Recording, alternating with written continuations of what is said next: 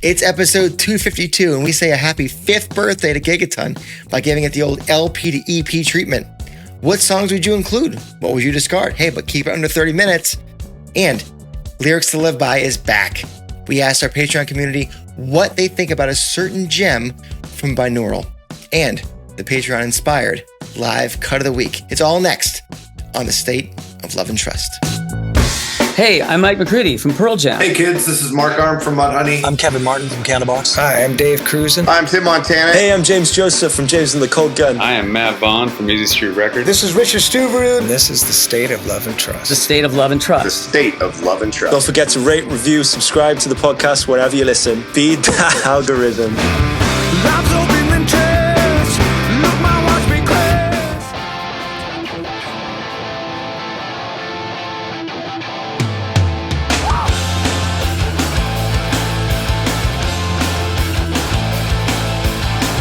Welcome, everybody, to another episode of The State of Love and Trust. It's a Pearl Jam podcast, and I'm one of your two hosts, Jason Kerepesi, and alongside me, as always, is... Paul Ghiglieri. Oh, what do you got there? I've got some notes. We got some things to talk about. Oh, my God. The way you say that's very ominous, but in like a fun way. What would be the word for fun omnisciousness? Fun omniscient. What would you call that? Yeah. I don't know. A scuttlebutt? What? That's a great word, by the way. A scuttlebutt. Great word. How are you out there in podcast land? Welcome to the show. If you're watching here on YouTube, go ahead and like the video, subscribe to the channel, hit the bell for notifications. If you're listening, Paul, what should they be doing? They should be rating. They should be reviewing. They should be subscribing on their preferred podcast platform of choice. Feed that algorithm. We might have some new friends joining us here on the show. We had a friend, we call him a friend, but who's Mike McCready. He was on the show. And so the people they were like, what's that? That's a thing? That's a show? That's a podcast? Let's go ahead and check them out. So I'm imagining some of you are new. Hi, how are you? My name is Jason. It's a pleasure to have you. Yeah. Been around kicking it for 252 episodes now. My God, how is that possible? Closing in on 5 years, if you want to do the that kind of thing. The Gregorian calendar. Time flies. Yeah. My, how time flies. So the last 2 weeks we talked about Mad Season. We had Mike on to talk about how the songs were made. Then we had Brett and Sonny on to talk about how those things were recorded. Mm-hmm. And now we're back into kind of quote unquote regular podcast land. And, today, as this episode comes out, it's April 1st, I believe. And that means it's a new month. And that means also we just passed the 5th anniversary of Gigaton. What's on my this thing? Oh, you'll love to see it. Yeah. I got my Gigaton sweatshirt on. I also am wearing my new podcast acronym baseball cap. Can you see it? Look at that. I love it.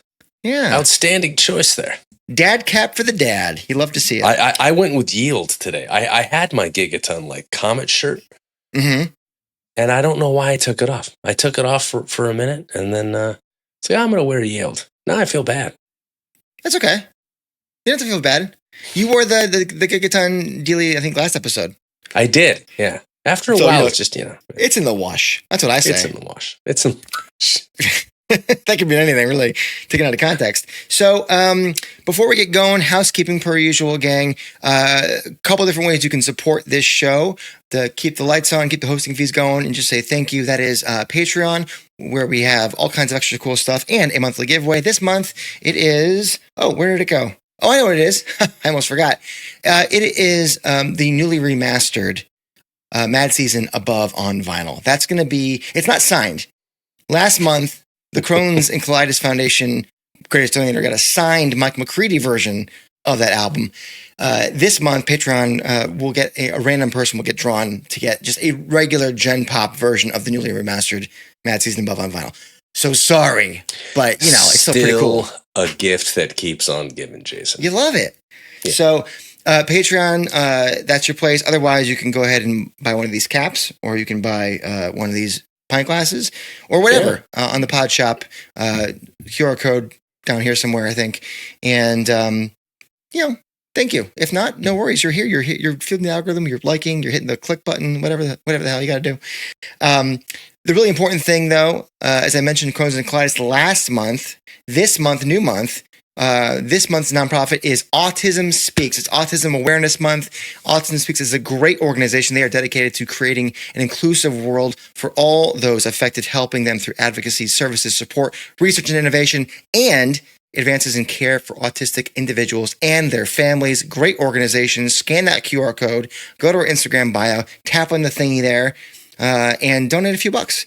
And as we always say, $5 or more to that wonderful organization. You get the stickers, you get the pin, and it comes to your mailbox. Stickers. You get stickers. You get more stickers. Also, if you're new, that's what Paul does. He chucks stickers. If it feels weird to you, just remember, when the lights come down, he's on his hands and knees picking them up. Yes. I work hard for this show. The greatest donator to Autism Speaks is going to get this bad boy. It was last month's greatest donation prize until Mike McCready came in and just dropped the hammer with the signed copy of Above. So it's going to be this.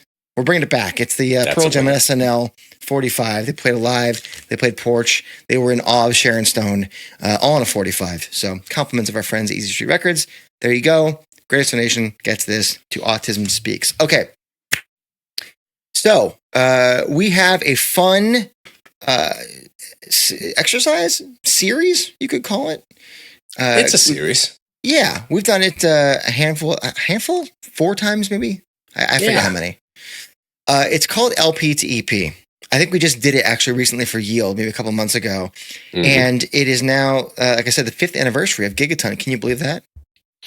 Oh, man, I remember when this came out. The look on your face when we finally talked about Dance the Clear. That was...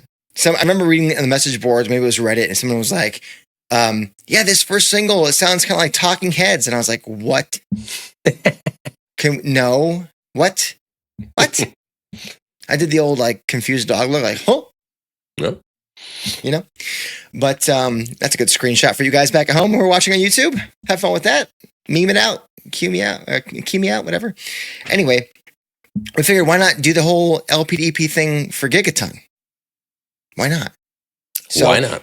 That's what we're going to do. And we're also bringing back lyrics to live by, compliments of our patrons. They gave us our thoughts. We've kind of distilled and edited some of them down and pulled out the greatest bits. And we're going to read them to you guys and have a little discussion about that. And then we'll tell you what our live cut of the week is from their submissions, their candidates for the newest live cut of the week for a song not on Gigaton. That's okay. That's okay. Usually we line things up, but the Patreon peoples they spoke. They got in the polling, and they polled and said, "We demand democracy. We demand binaural be counted. Binaural. That's what Bob Dole. Exactly. I don't have a pen, but I have a corkscrew opener. Bob Dole. If you're wondering why that happened, is because Paul flew a pen power and pen of power. Pen of Power Speaks. We're doing a great track, an underrated track, I would say, off of Binaural for this Lyrics to Live By segment. But we're not there yet. We are going to first talk about LP to EP with Gigaton. Let's do this. Okay. Any opening thoughts? I got my notes ready. I'm glad you do. Any opening thoughts? Yeah. I went back to 2 segments we had done previously. The initial album review, which we did many moons ago, right? I think this is like one of our episode 2 1, or something like right? that. Yeah, early on. And then our retracking episode after that. And it was fascinating to see every time we come back to this album, there's this revisiting quality to it in a way that's macro. It's not like, hey, let's just like pick a song and just really analyze it. It's really big picture. Hey, let's analyze the album, or let's take this album. Write your own Gigaton song. Remember that? There you go. Right. Back in July. Exactly. Yeah. Yep. So I'm excited about this segment just because I wanted to see what new directions it would take us in. And I found that I ended up going in a big old circle right back to the beginning. Oh, well, yeah. I'm gonna have I think maybe some surprises for you. Ooh. But I will also say that I would say that this is the fastest I've ever done one of these LP to EPs. Yeah, you struggled with the most recent few. Yeah, but this one, the songs pick themselves. Like I did go back. They really do. And we both have 6, right? We both have 6. We both have 6. All right. I did have to go back and kind of listen through and kind of dial in the order of the tracks, but the ones that were chosen, I think, were obvious from the jump, and not only from a tick all the thematic boxes standpoint that I tend to go with. I mean, they did, but they're also very musically diverse, which I think is important. And I don't know what that says about this album. Maybe its strengths have risen to the top, or they've separated like a broken vinaigrette. I'm not sure, but the songs pulled themselves apart and said, "Hi, here are the 6 that you should have." And I was like, the cream hath risen. All right, it hath risen. All right, so that's where we're going to stand as we start this bad boy. We both got 6. Where are you starting? I am starting with Quick Escape. Oh, cool. Yeah, we're coming out hot right out of the gates. You know, when I think of this song, I said initially that this song, to me, it felt like the closest thing to the kind of rock and roll that the band was making on their first 3 albums. Mm-hmm. It has this like hard-hitting, just 70s rock personified. And it's obviously made over. I think it's some of Jeff's best work. Some of his finest playing. And I think that's a great way to open an album, especially on the heels of the conversations that we've been having about Mad Season with the great bass playing on that record. And that solo that he has over the top of Mike's solo. Come on. You know, and harmony solos. You got Mike and Stone going. Both are outstanding. It's killer. Harmonies? It's killer. Yeah. So, you know. You don't gesticulate very often. You were like, what? I know, right? But when you think about their greatest hits album, how they had the downside and the upside, right?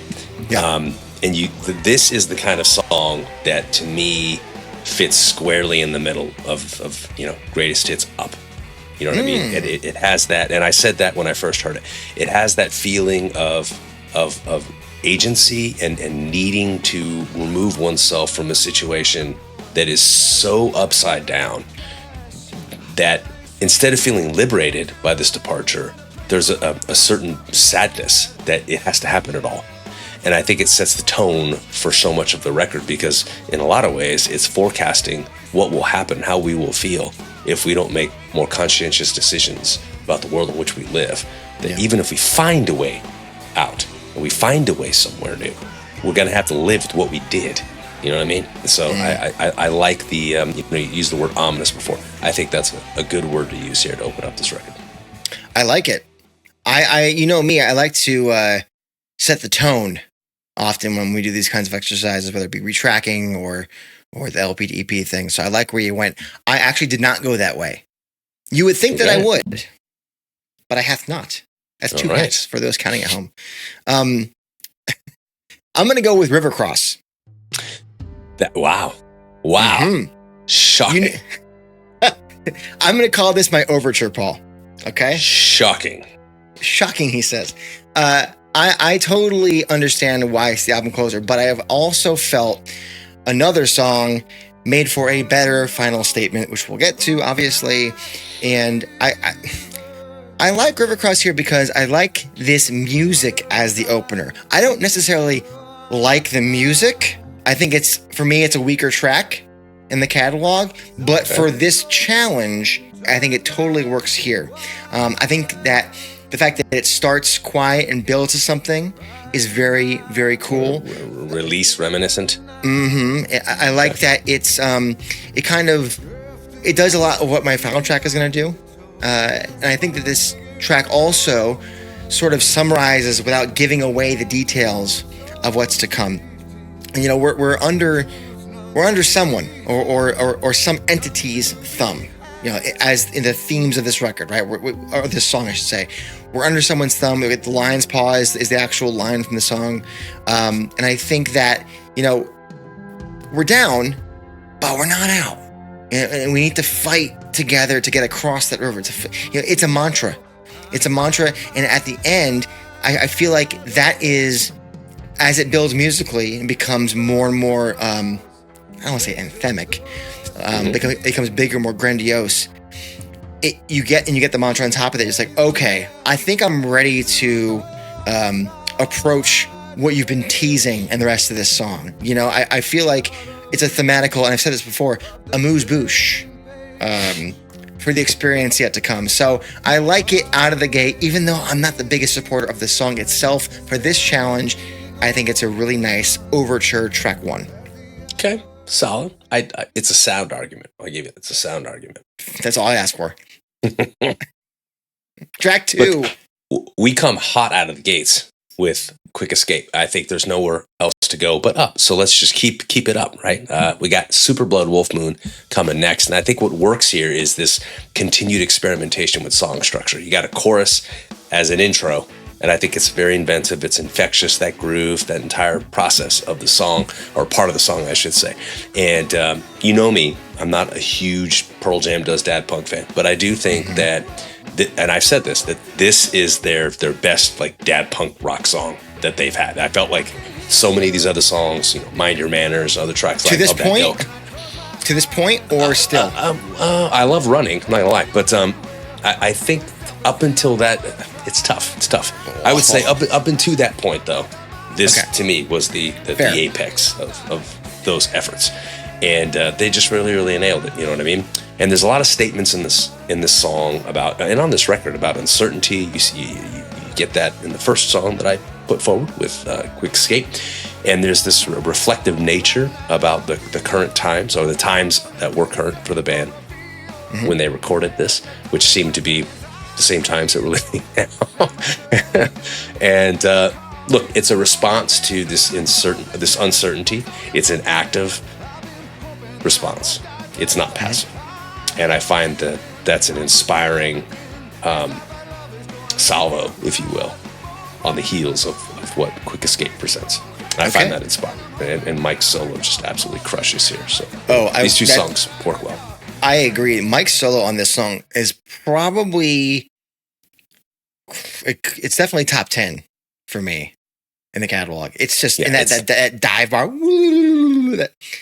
any guitar players, he's got the Strat and he's got the whammy bar. He just dials it down while he's doing a hammer-on thing, and that's why I get that crazy. I love it. Anyway, all right, number 2 for me, I'm going with Whoever Said.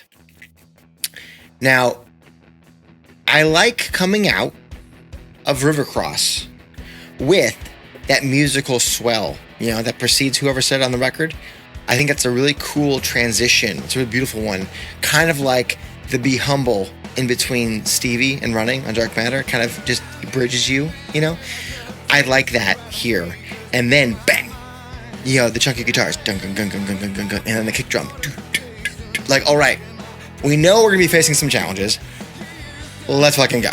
You know, that's what we're getting out of this song. And I love the song musically, and I love the snarl in Ed's voice. I've always loved that about this. I've likened the chorus in Scared of Fear on Dark Matter to that of a runaway train. I think I said that in my review. And I feel like there's some of that runaway train element here. And I believe the metaphor to be apt, considering if we don't band together, the runaway train will derail our democracy and our basic freedoms. And whoever said it's all been said gave up on satisfaction. We are not done yet. You know, this current state of affairs is not good. So whoever tells you it's all good, or this is where we should be in your metaphorical crosshairs. So stressing that. Careful with it. Exactly. Stressing that. You know, it's time to stop taking shit. You know, it's time to recognize that this is not okay. And I love this song and just full stop. I think it works really well out of that Rivercross overture, especially because it has the crescendo at the top. Oh, the dichotomy there. I like those two. Love it. And it's interesting you went with you're starting the album with the song that had ended the actual full-length record. And then you are segueing into the song that began the full-length record. So fascinating choices in this exercise, Jason. I told you.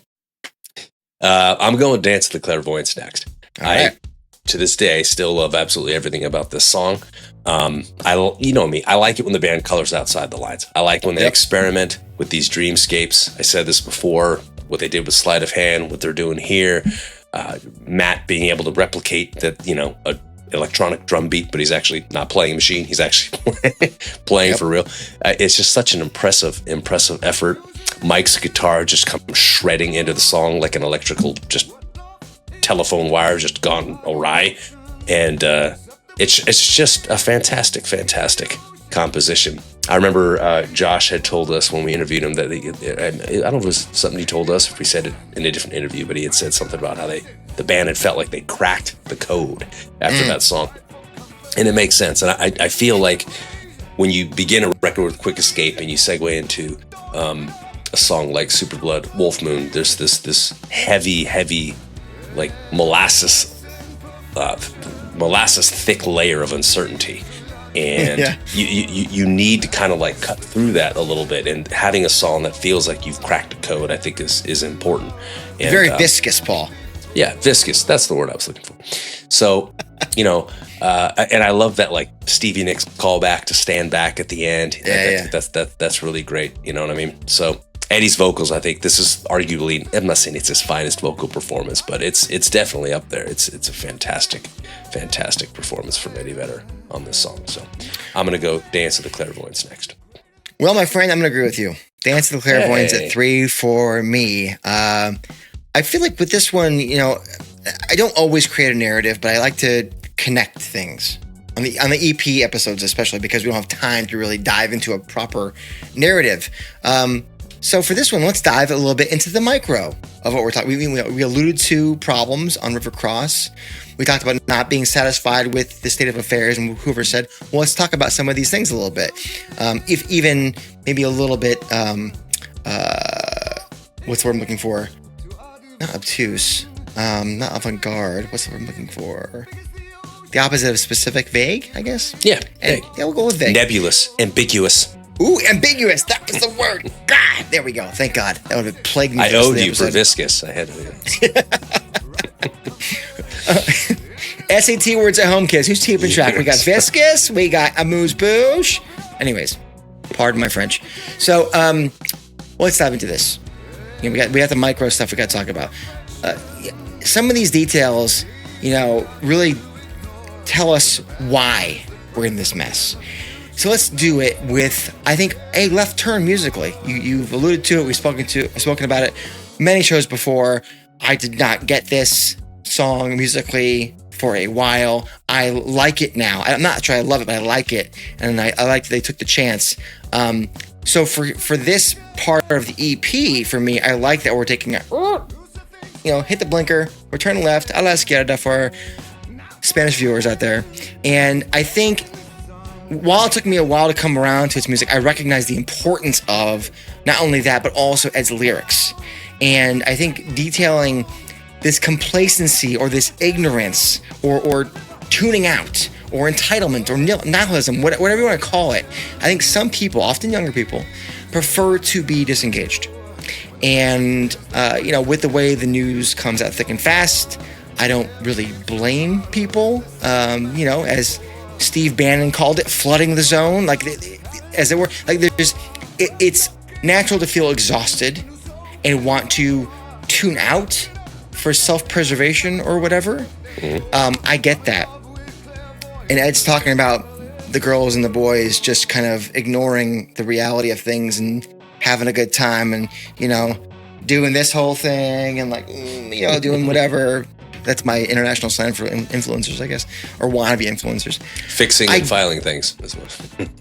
Fixing and firing those guns, and the girls are dancing away, right? So I think that I get that, but we can't afford to do that. Not if we don't want to give up on satisfaction. And this song, it spotlights those we still need to bring under the tent. We need it to everybody. Right? And throw a metaphorical bucket of ice water on these people. Yeah. That's 2 metaphoricals, by the way, if you're counting at home. A lot of metaphors tonight. A lot of metaphors today. The way that Ed's vocals are layered, I think it's just so hypnotic in the outro. I think it symbolizes maybe the head spinning amount of chatter out there. Yeah. I mentioned the zone being flooded and all that. But within a cacophony, within that cacophony is a warning. And Ed's saying, man, like, I'm going to paraphrase Mean Girls here for all my Mean Girls fans. Get in, loser. We're taking our democracy back. Okay? That's what I get out of Ed in this song. And I fucking love that. Number one, because I love his vocal delivery. And two, Mean Girls kicks ass. Take that. So Dance of the Clairvoyants at 3. Dance the Clairvoyants at 3. Well, it's finally we had a song that we agreed on because your first two are not in my top 6. You know what? I love that. Yeah, I'm here for it. I'm here for the differences. And you're always here for 7 o'clock because that's where I'm going next. God fucking damn it. Okay, look, much to be done. Much to be done. This is the moment, I think, in an album, this particular album, where we need to emphasize where to go from here.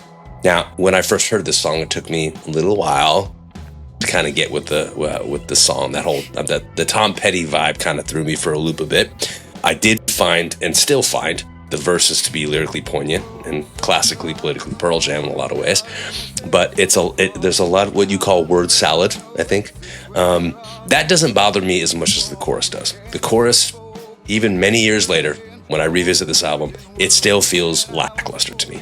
I don't know if it's the synths. I don't know what it is. There's just something about it, and I think that when I go back to how this song was constructed, despite the beautiful swells and the cadence to the song, all of that really, really works well. I go back to what Josh had said about how they picked out a few spots where Ed was doing something interesting, and then they made these like sonic Lego bricks for him to play with, and they rearranged them until they had the skeleton of what the song could be, and then he wrote lyrics to that.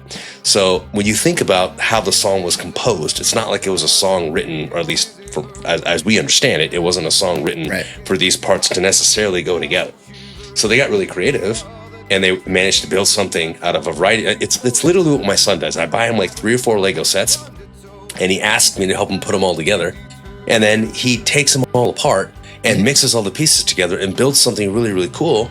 And it's awesome until he comes to me later and says, can you build this other thing? And I can't find the 15 pieces that he's now since lost. More importantly, as a tangent, I'm smart. The more important piece here is you build that Frankenstein of a thing, and you see that what's awesome and cool about it, what's profound and poignant, but you also see some of the parts that maybe don't fit together. You can see this is from that set and this is from that set, and they kind of, you look at it, it just kind of looks kind of, Frankenstein together a little bit. That song has always You've felt got a that way. Ninjago nose over here. Correct. You got the Harry Potter leg over there. And the Star Wars body. It's just not working. It feels like a handful of songs hashed together on some levels. It works. I agree. Though. It does. It does work. But I've always felt like it wants to be 3 different things sonically.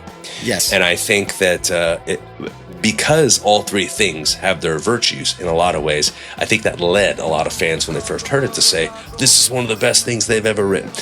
I understand the impact the song had.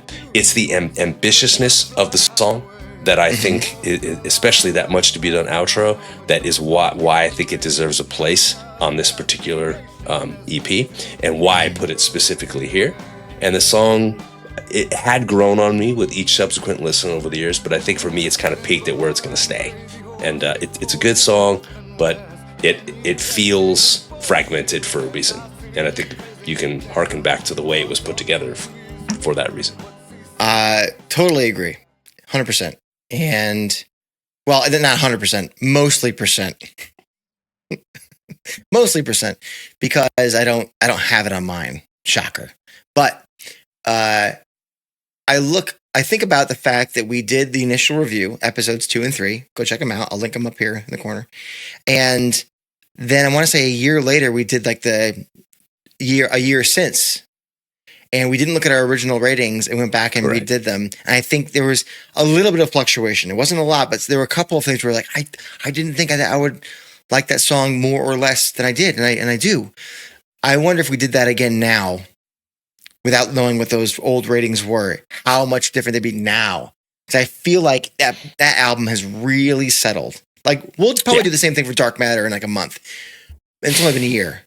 But Gigaton is 5 years old, and that thing has really settled. Like a mid-mod house has settled into its foundation. Like, we know where it's at now. Anyway, I digress. My 4th track, you've already said it. It's Quick Escape. Nice. And it's the fantasy the not so crazy warning that things might become so bad that we'll need to just get out of Dodge before it all collapses. But where do we go? And so thematically, it's kind of like this, like, watch out. But mainly it's here because the music rocks. I would say it's the one time in my EP, also, by the way, that I'll include a direct mention of Trump. I think we have to have one, considering what this album is, because that's what's on Ed's mind for so much of this record, even if he only specifically mentions him a couple other times. And now that we're 5 years later, and like as you alluded to before, time is a flat circle, I feel like it's necessary to acknowledge that elephant in the room. I guess that's a pun intended. But we cannot let him dominate our thoughts. He cannot live rent-free in our heads because he's just the current manifestation, in my mind, of a virus that's plagued humanity forever. And that is greed, selfishness, a charlatan, a con man, etc., etc. I might catch some flack online for saying this stuff. I realize that there are Pearl Jam fans who find some favor in what he's about. Okay. I would also like to mention that what we've seen here in early 2025, and I don't know when you out there are watching or listening to this, many of the people who voted for him this second time around are kind of pissed. A recent poll found 54% of Americans thought that we're going the wrong direction. So it's not all gravy in this second Trump act. My point is this, though. He isn't the only problem that we have, in my view, right? Mm-hmm. There are corporations and CEOs and leaders around the globe that have absolutely no problem consolidating resources, money, power, and the general population be damned. I mean, I watched a documentary probably 10 years ago on Nestle hoarding water supplies. Like, it's not just the Orange Gentleman. And if it keeps going this way, there's not going to be anything left for the 98% of us. So, let this planet not be a memory. That's what this song is about.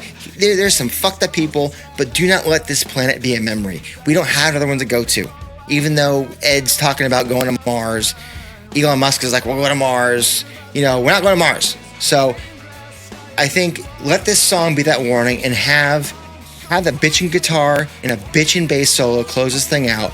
That's going to help the medicine go down, I think. And you mentioned just amazing bass solo over mics earlier. Yeah, that's why this is here. Because we need a little bit of a warning. We need some music to kick our ass and help that medicine go down a little bit. Yeah. Sorry for the rant, guys. That was a bit of a rant. I'm sorry. That's okay. You are entitled. Thank you. Last I heard, you're a host.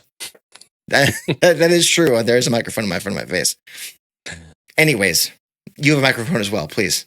I do. And I think that in contrast to your rant, I'm going to bring it down a little bit with Comes Then Goes. So Lovely. this is a song that, when I first heard it, I was adamant that it was missing the whole band. That there was something about the messaging and what I perceived the song to be about that's similar to Off He Goes or Sleeping By Myself or Better Man. It was just a song that having the band contribute was going to complement it sonically the way that it needed for it to realize its ambitions. I've come around to the idea that the band doesn't necessarily have to play on this song for it to be a beautiful, beautiful ode, a touching ode to a lost friendship.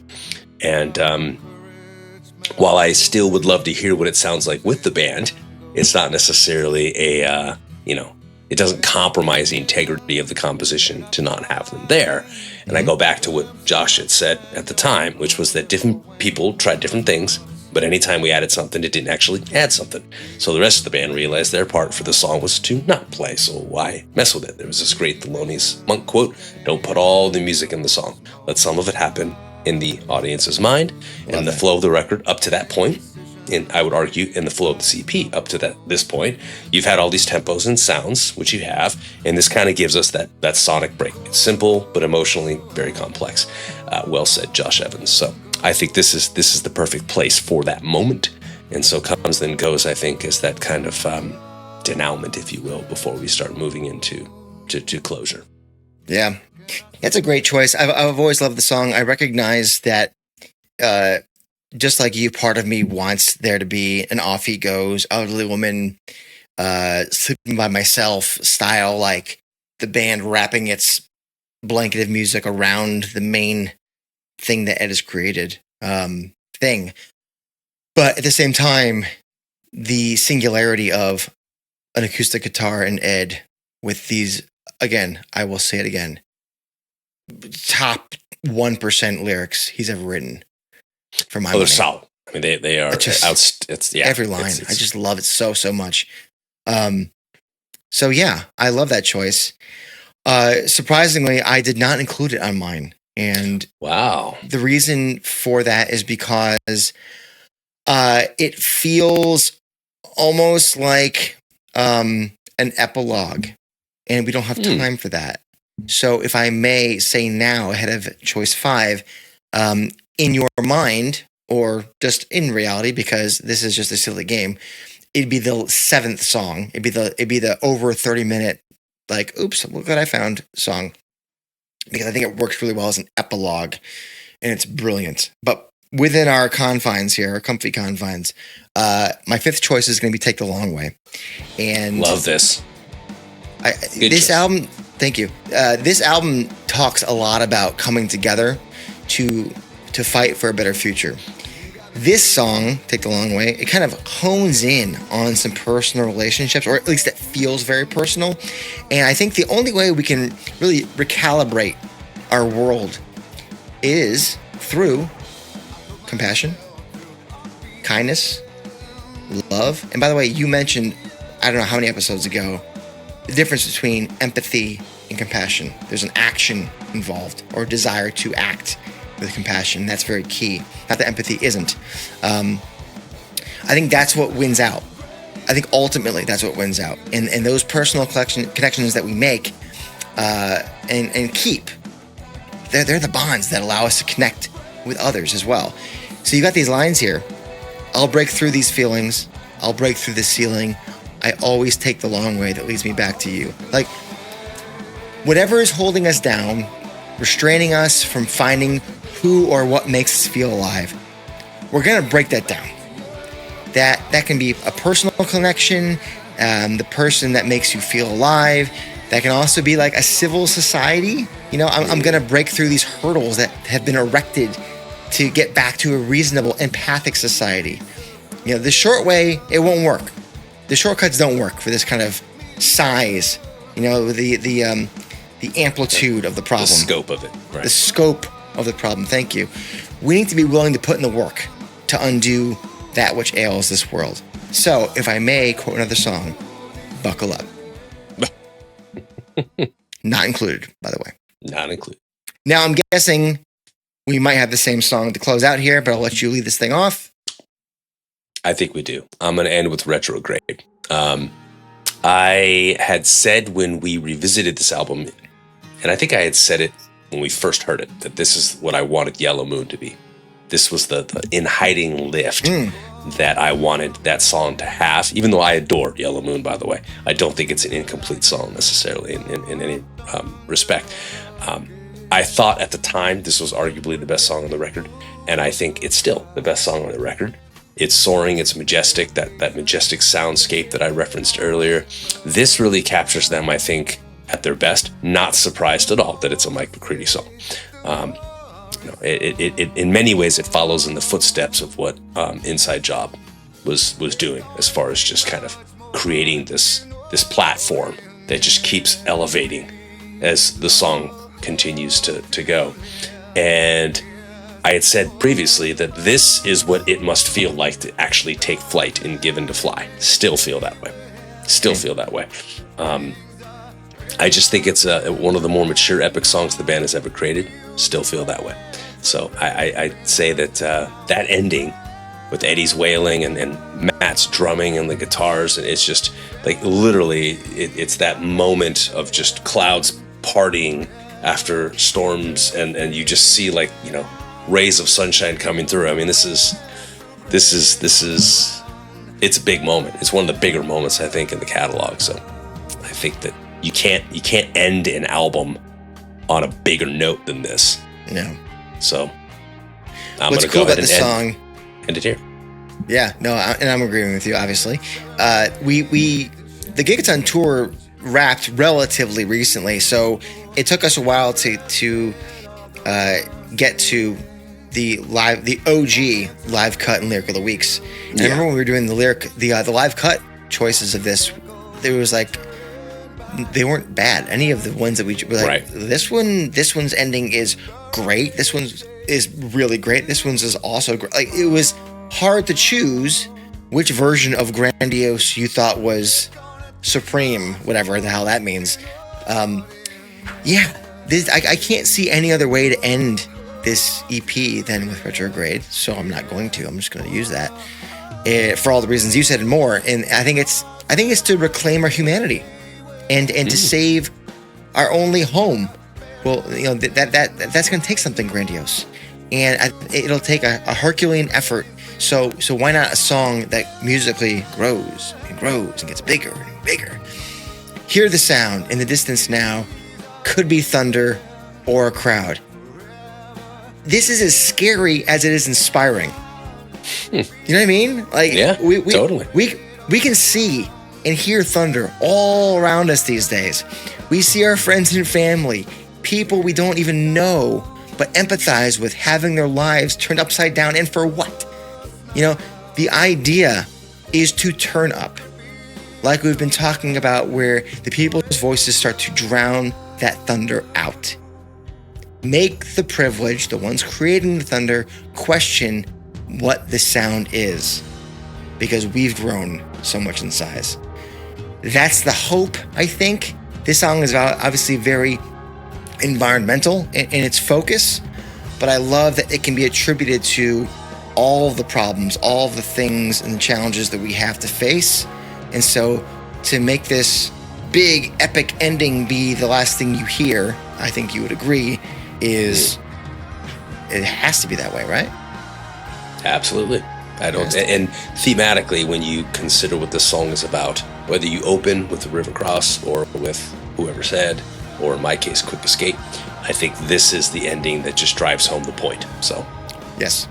And I mentioned at the very beginning that with River Cross as an overture, the way that it built to something would mirror a bit of what my final track was.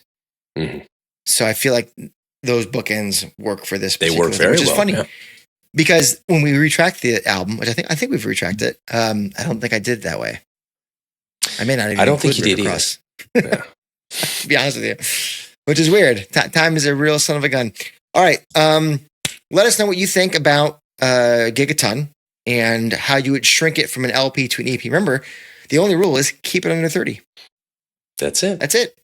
I was pushing up right against that. So I was right there. We were talking to Ed Brooks a few weeks ago about, you know, adding limiters where the thing can't go above the ceiling, you know? Yep. That's what this is. It felt like that. Because there's some long songs on here. So if you got more than 6, good for you. Let's get into then a Patreon favorite segment, Lyrics to Live By.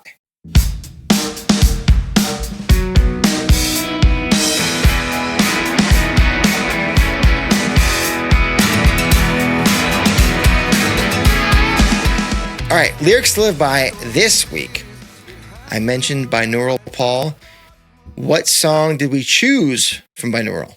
We went with Grievance. Oh, very apropos. I think so. I think so too. So the people got their homework, and this is, by the way, that's their term. We put it on the Patreon. You go, all right, guys, here's your deadline. Podcast homework, pod homework. give us your thoughts. And they call it podcast homework. So here are some of their thoughts. People really dialed into this one. Not that they weren't jazzed for Speed of Sound in a previous episode, or I think we had Low Light, and then another maybe In Hiding. Unemployable. We had Brandon J. Yeah, Brandon J. That's what it was. So, but people love the Grievance, and I feel like binaural is finding its stride, much like some of these other '90s rock bands are finding. Have you seen that Limp Bizkit's like selling out arenas all again? It's wild. You're kidding me. What time to be alive? Yeah. Wow. I did it all for the nookie. No, wrong pod. Okay. Anyway, our lovely patrons wrote great thoughts. We've kind of found the highlights, and we're going to give you some of the highlights. So, Paul, you want to pick somebody first? Yeah, would love to pick right. somebody first. I'm going to start with Derek Lau. My favorite line is, "We're all deserving something more." A statement that resonates universally, transcending political or any beliefs, really. We are pitted against each other without being as far apart as the political leaders and media moguls would have us believe. Well, 100% agree. 100% agree, because you know how I know that? I go to my, I guess it'd be great grandparents-in-law. Mhm. I think it's our grandparents-in-law, grandparents-in-law, for Christmas and other, usually barbecue throughout the summer, something like that. And lovely people. My grandfather-in-law, staunch conservative, but despite the fact that we would not agree on the road to take on solving certain things, or if certain things are even problems at all, he is a lovely fucking human being. Really good person. And I know that.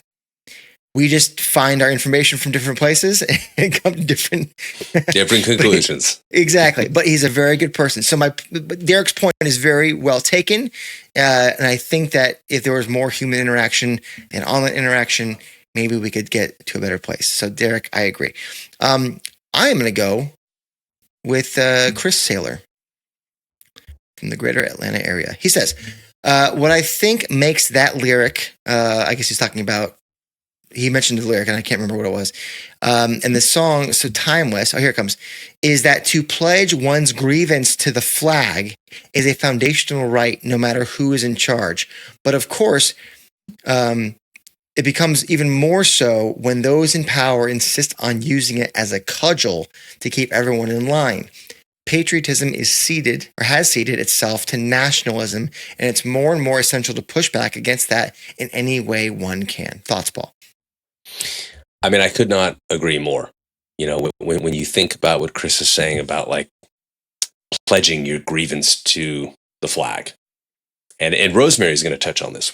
I love Rosemary. Rosemary and Bob, I want to save to the end because they have great. Okay, I was going to say that was a perfect segue to her, but I will segue in a different direction. How about that? Okay.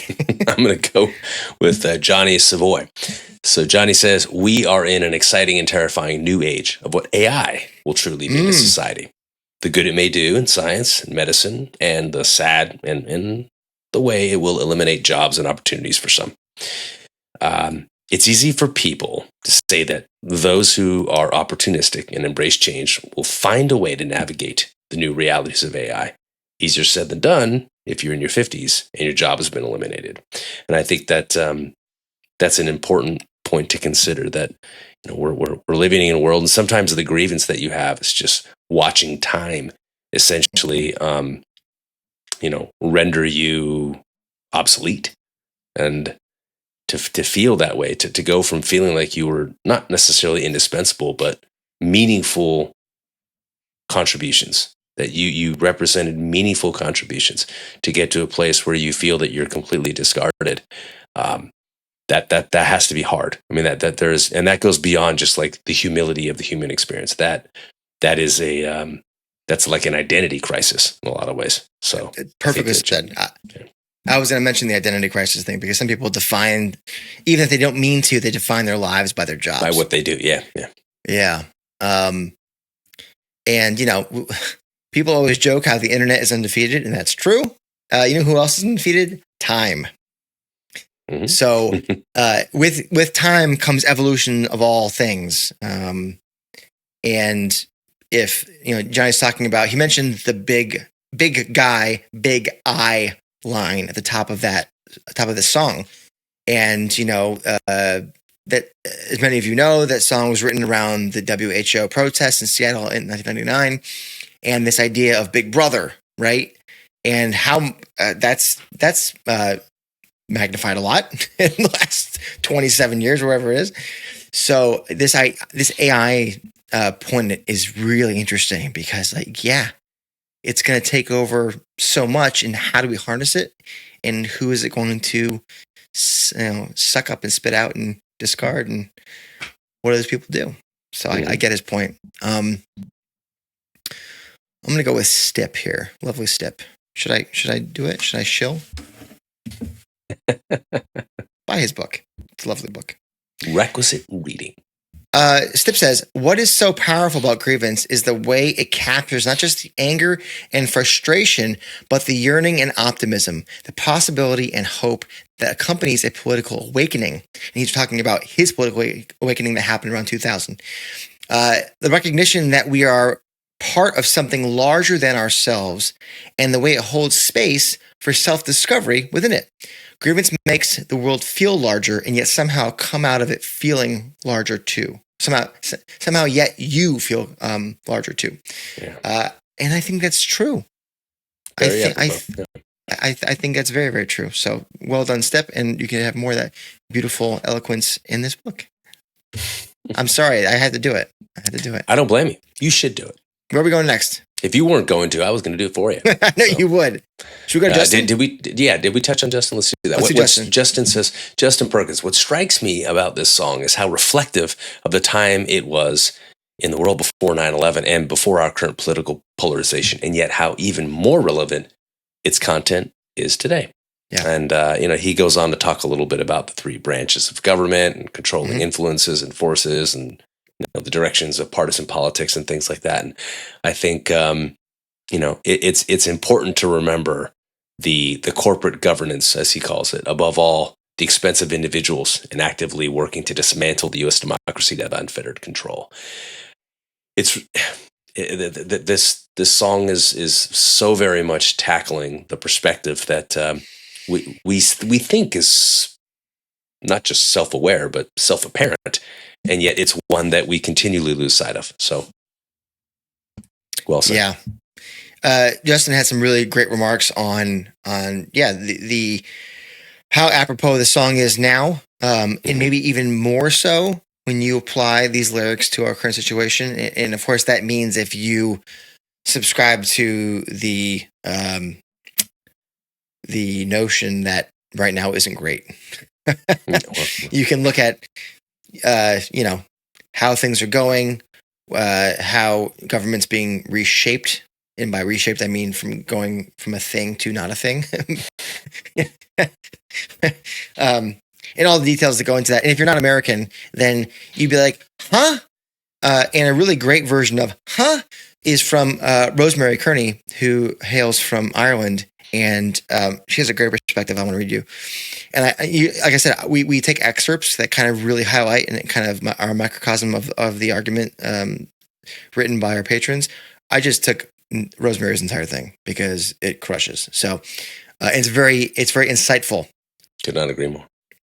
Rosemary says, Grievance is one of the few Pearl Jam songs that I feel is very rooted in an American viewpoint, describing a unique cultural experience and isn't as universally translatable outside of that.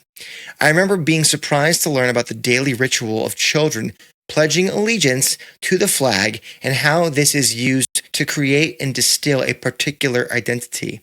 I am also struck as to how the American flag is used by people as a visual representation of patriotism, which is different to how I grew up in Ireland. It is rare here to see the tricolor displayed on homes unless there is some kind of national sporting event, and I was struck when I visited the States with how many people fly the flag outside their homes and wondered why. I knew I was in America, so the flag didn't orientate me geographically in the country. So for me, I was curious about the need to wear this identity so prominently. The conservatives are screaming right now. What does the flying the flag mean to those that fly it? How does it set them as different or the same as their neighbors? What identity does it give to them? I don't have the answers to that, but I feel Grievance and the line, I pledge my allegiance to the flag, is an exploration of some of the complexities of what American identity means and how one symbol can be both unifying and dividing. Paul, a penny. Where's my sixpence? Because that was a sixpence right there. A sixpence reply from Rosemary. I got a dime on the floor. I can't grab it though. You go, please. Yeah, I'll find it. I got the sixpence around. Wait a minute. Oh, you actually still have it. I do. Mm, There it is. mm. I knew it was Go on. around here somewhere. It was right next to the pen of power. Anyway, Rosemary, well said. And Bob Remington's follow-up to Rosemary. Yes. Break the innocent when they're proud. This seems to be the basis of the current administration's playbook, according to Bob. He says, to Rosemary's point above, it's wild how the displaying of the flag has taken on a much different meaning these days.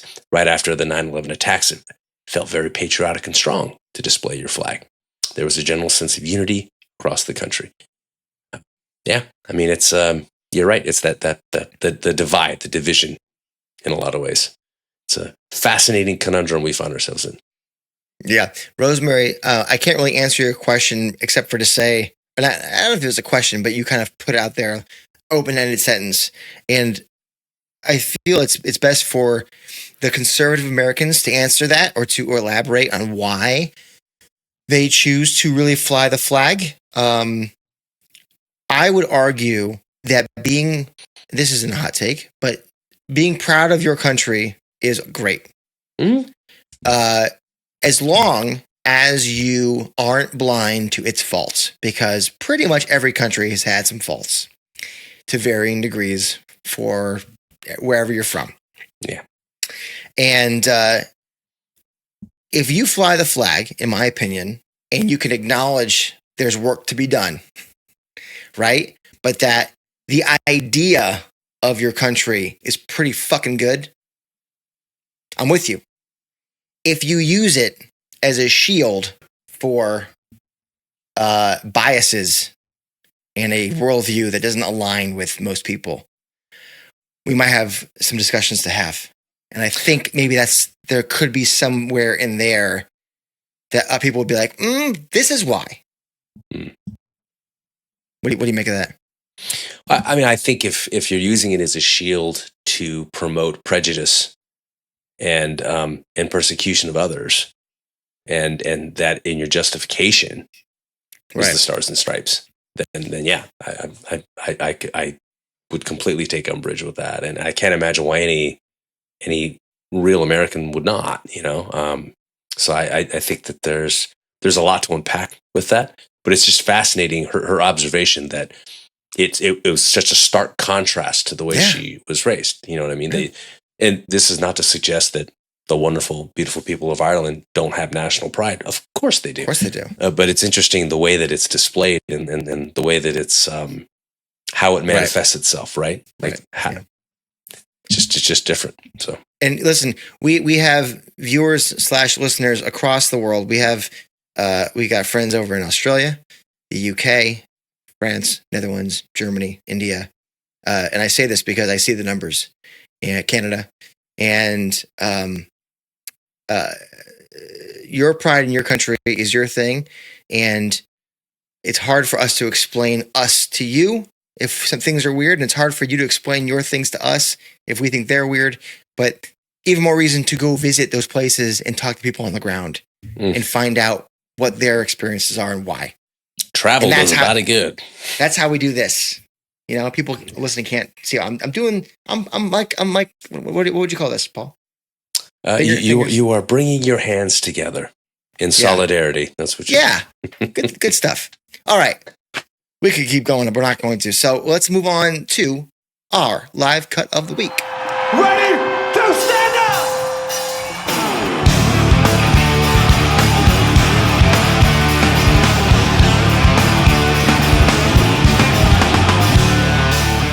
All right, live card of the week. The patrons gave us like 7 options, submissions, candidates, if you will. They did. And they spanned everything from 2000 to 2016. I mean, it's 16 years of the gamut was run. We shan't tell you our original live cut pick, but as you may or may not know, there are guardrails. It has to come from the tour of the album from whence it came, to quote young Paul Ghiglieri over there. Yeah, well, those are the guardrails of the previous segment. This one's different, though. Yes. So now those guardrails go bye-bye, much like in American democracy. No more guardrails. Sorry, I had to do it. I'm sorry, Paul. I'm sorry. God, we're gonna get cut off in this episode. So now there's no rules, and the people just give us options that they think are really cool, and we listen to them all, and we say, which one do we like the most that we want to talk about? And it was this time. It was Las Vegas. Las Vegas, October 22nd in the year 2000.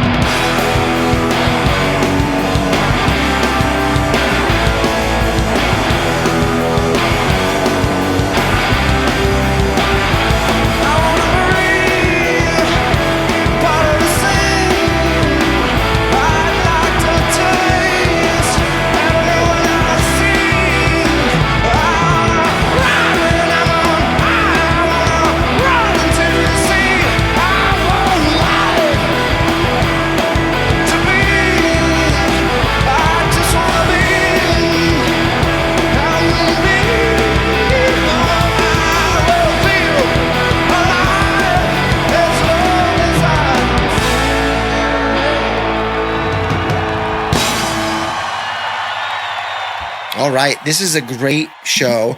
If you don't know, it's the 10th anniversary show. This was submitted by Bob Remington from the greater Vegas area. The Steamy Weenie. Go buy a hot dog from Bob's Steamy Weenie. Steamed Weenie? Steamy Weenie?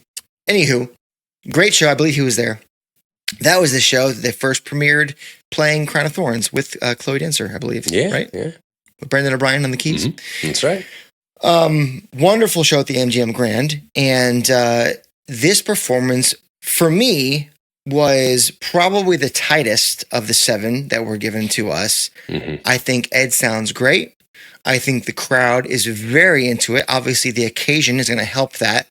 And I just think, as great as the other performances are across the ones that, I mean, we had Perth in 2009. We had a couple of 03 shows. I want to say Atlanta and New York City. Boston Reading, 2016, right? Boston 2016. And how cool, you know, to have this song sung to you at the birthplace of our country. That'd be a pretty cool way to. Yeah. I was there. I will say I was there. But no, Vegas, I think because it hadn't been played night in, night out, night in, night out. There was it was dialed in at this point. Exactly. There was a certain dial to it. Whereas since that tour, since maybe 03, it's really been more of a sporadic experience. And so, as Mike McCready told us a couple episodes ago, sometimes they got to get the old, hey, we're going to play this in 4 nights. Go ahead and rehearse it. And then they do the sound check and they got to make sure they're up to snuff. Okay. And it'll sound good, but it won't sound as good maybe as when they're playing it night in, night out. Call it the even flow effect. Just walk up on stage and start playing it and it crushes. So I like Vegas. Good choice, Bob. I'm fully on board with this call. To reverse quote Mad Men, great, Bob. Do you guys get that? No? I did. Yes. Great. I'm glad, as long as you did. That's all that matters. There it is, guys. Episode 252 in the books, and we appreciate you for being here. Mm-hmm. And again, if you are feeling in the giving mood, a couple different things. You can support this show, keep us on the air. Patreon, one way of doing it. We got the giveaway. Where is it? Oh yeah, the Above vinyl. That season Above. That could be yours. And if you want to buy something, we got the glasses, we got the hats, we got the shirts. That's a cool way to say thank you. And otherwise, the simplest thing is to like the video, subscribe to the channel, hit the bell for notifications here on YouTube, or if you're audio only, you can do what, Paul? Rate, review, and subscribe on your preferred podcast platform of choice. Beat that algorithm. Absolutely. And suffice to say, if you are in the giving mood, then you should go ahead and scan the QR code on your screen right now and support Autism Speaks, a fabulous organization that is doing everything they can to help those with autism around the globe. So get stuck in, I should say, to get stuck in and a sticker. Get stuck with a sticker. Watch out. $5 or more, you can get one of those stickers that Paul threw on the floor. And the biggest donation will receive the vinyl of Pearl Jam on Saturday Night Live in 1992 in the year of our Lord. Alive. I don't know what's going on in this episode. Alive in Porsche and checking out Sharon Stone. Look at that. That was the promo. Look at young Edward. Yeah. What a silly fella.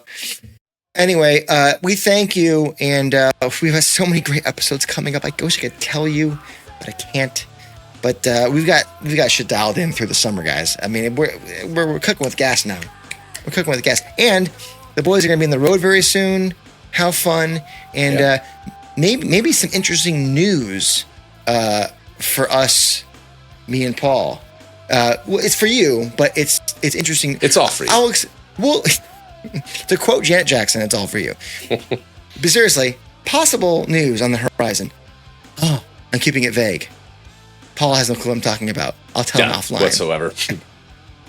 Thank you, everybody, for watching / listening. We'll see you next week. And until we do, you've been listening to or watching The State of Love and Trust.